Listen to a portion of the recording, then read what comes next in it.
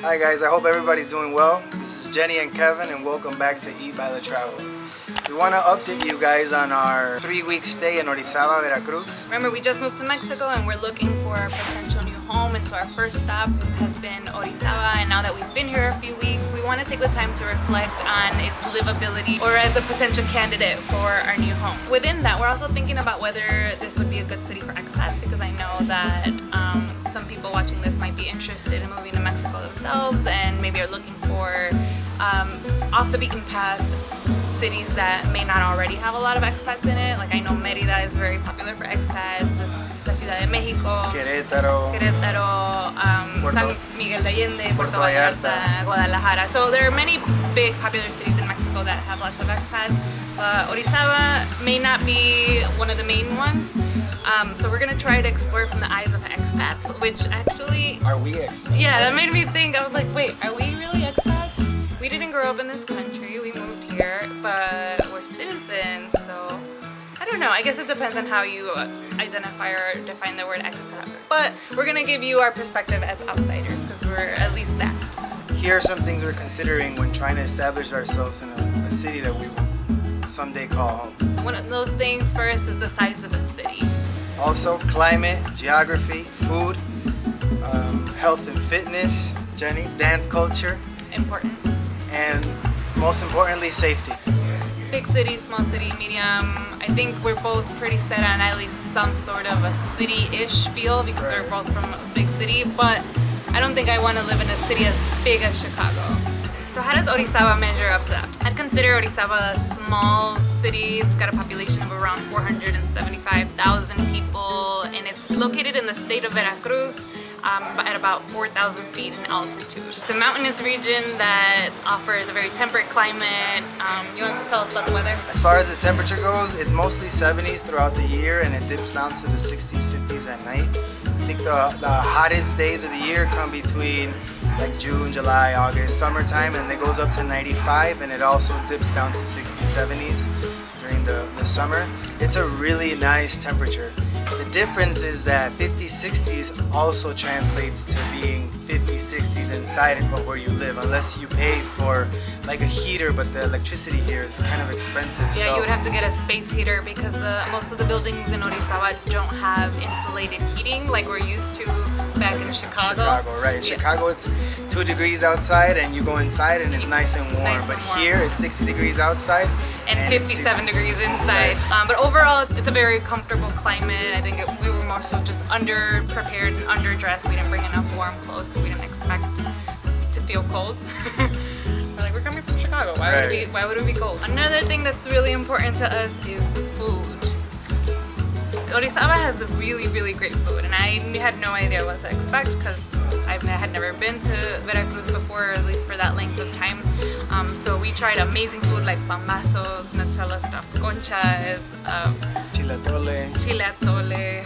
Check out our previous video on the Orizaba food tour to get a glimpse of the kinds of food that you'll find there, and you'll know exactly what we're talking about. We're also going to have a bonus video on a separate trip that we took just on food, on truchas, so check that out. It's going to come out. If you like fresh fish, and when I mean fresh, I mean you get to meet your fish before you eat it. Check that one out. Yeah. So next we'll go into health and fitness, which is super important because you want to be healthy, and we also enjoy exercise, and we want to try to be fit. We only brought one carry-on size luggage with limited clothing, so if we don't fit into our clothes, then we're in trouble. The nice thing about Orizaba is that there's so many opportunities for you to stay active, and it's a very walkable city. A lot of the parks have a lot of these small fitness centers where you can go walk and work out and do any kind of physical activity, but there's also opportunities for hiking. There's a park dedicated to going to work out. It's called the 500 Escalones, 500 steps. When you go down on the 500 steps, there's also a trail that you can take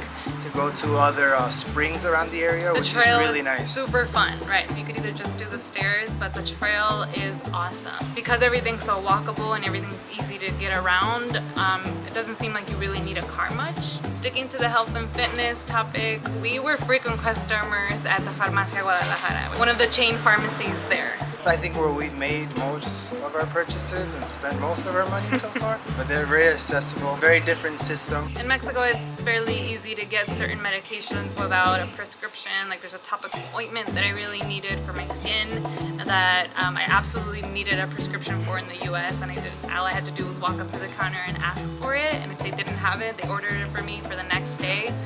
Super affordable. So in the US, that same cream would have cost me $45. With insurance. After my insurance covered Yeah. part of it. Here I only paid $10, and they even apologized. They said, sorry, we only have the patented brand name, we don't have the generic, so it's gonna cost you a little more. A little more? How much is a little more? He said it'll be around 200 pesos. 200 pesos is about $10. I was like, that's fine with me. Another topic in health is access to healthcare. So I've been a client so far at the hospital. AB. I actually went to the emergency room and didn't pay anything. Nothing? Nothing. I went twice already. And then there's other tests that I did. I did a couple ultrasounds. Each ultrasound was $25. Consult visit was 150 pesos. Now if you're gonna see a specialist, it's 500 pesos, which is about $25. And this is just the kind of like the universal health care. You could actually go to private consults and you pay more. But this hospital was a public hospital, so yeah, it came out to zero, which was nice. And going to the hospital back in the States is scary because you walk in there and it's at least $500 a visit. I'm in the process of meeting more specialists, so I'll let you guys know how that goes, how much more money I spend visiting these specialists. It's been quite the ride. We've had great food, we've seen beautiful places, and I also got to visit the hospital. So taking advantage of that universal health care. Unfortunately, because of the pandemic, we didn't get to experience any sort of dance scene in Orizaba, but we were told by our cousins there that the Parque Castillo has live music every Sunday, and as we were walking around, we did see some salsa classes going on with people and their masks on, and maybe we don't feel quite comfortable with taking these classes right now, but it was good to know that there at least does exist some sort of a salsa scene in Orizaba. So we'll put that in the maybe pile for now. Safety. Overall, we felt safe at all times in Orizaba. We would walk around town day and night and never felt threatened. Our family finds the city to be very safe and as well have mentioned that it's a good place to raise kids. COVID. We arrived in level orange of their COVID restrictions. Orizaba overall was very respectful of their restrictions and followed the guidelines. From Thursday to Sunday, they would close down downtown area for public transportation and would have a crew of COVID busters sanitizing the area. we love Orizaba, and it's definitely a place that we would love to live in, but we're on a mission here. We know there are other beautiful cities, so we have to make sure we check them out before we settle here. So right now we're actually not in Orizaba. Plot twist. Plot twist. We are in... Stay tuned to find out where we're going next. Se cuidan, se bañan. Y nos vemos en la próxima.